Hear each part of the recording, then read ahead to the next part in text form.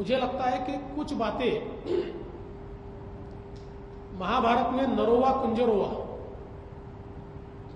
अश्वत्थामा मरे लेकिन हाथी मरा या व्यक्ति मरा, इस प्रकार से उन्होंने आधी बात कही। मुझे लगता है विंडो ड्रेसिंग बंद होना चाहिए।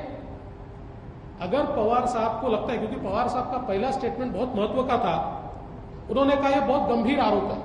अगर आरोप गंभीर है तो सबसे पहले गृह मंत्री को उनके पद से हटाया जाना चाहिए।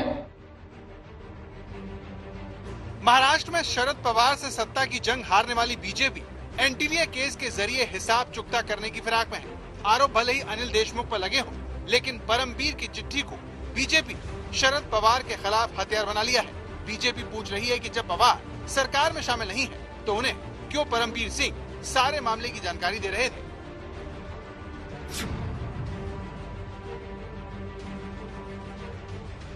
शरद पवार जी वरिष्ठ नेता हैं, लेकिन उनकी भूमिका पर भी बहुत गंभीर संदेह उठ रहे हैं।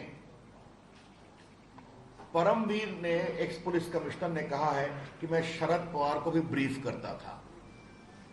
क्या ब्रीफिंग होती थी? शरद पवार तो सरकार के अंग नहीं है, आपको मालूम है। शरद पवार ठीक है, बड़े नेता हैं, लेकिन वो कोई गवर्नमेंट के पार्ट नहीं है। तो एक पुलिस कमिश्नर उनको ब्रीफ कर रहा था और ये भी ब्रीफ किया कि पैसे मांगे जा रहे हैं।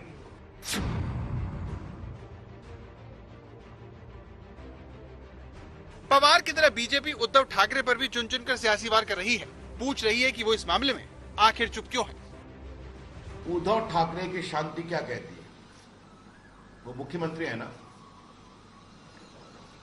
और उद्धव ठाकरे की खामोशी और सदन के अंदर विधानसभा और विधानसभा के बाहर उनका सचिन वाजे को डिफेंड करना, ये और गंभीर सवाल उठाता है। Honest, transparent, fair investigation by an outside agency is important. BJP की सारी कोशिश भ्रष्टाचार के इर्द गिर्द महाराष्ट्र सरकार को घेरने की है।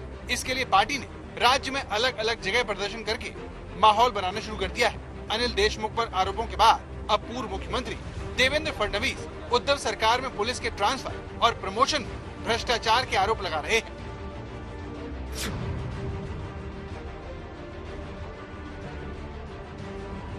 ये बात सही है, श्री परमबीर सिंह, इनकी कमेटी ने वाजे इनको रीइंस्टेट किया, लेकिन उसके बाद पवार साहब ने यह भी कह देना चाहिए कि मुख्यमंत्री और गृह मंत्री के इंस्ट्रक्शन पर किया।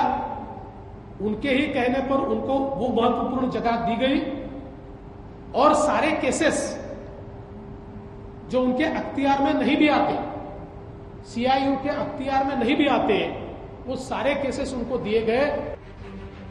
बीजेपी अनिल देशमुख का विकेट गिराकर उद्धव सरकार को बैकफुट पर डालने की कोशिश में है, जिसके लिए वो निष्पक्ष जांच के लिए अनिल देशमुख की विदाई को जरूरी बता रही है। उसकी इस मांग में राज ठाकरे भी सुर मिला रहे हैं। देशमुख को इस्तीफा देना चाहिए इमीडिएटली, नहीं दिया तो लेना चाहिए, और इसकी इंक्वायरी महाराष्ट्र राज्य में नहीं हो सकती। सर, मुख्यमंत्री का अब तक इस पूरे मामले पर कोई बयान सामने नहीं आया। नहीं तो मुझे अभी तक पता नहीं चला है कि मुंबई पुलिस कमिश्नर को निकाला जाए।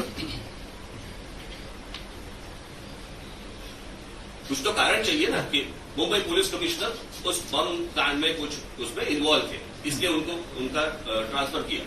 ट्रांसफर की इन पॉलिटिशियंस ने ये हालत कर दी है कि लोग उनके ऊपर उंगली उठा रहे हैं।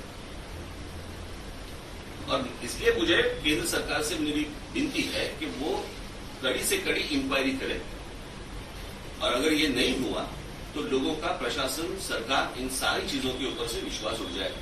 ये पूरा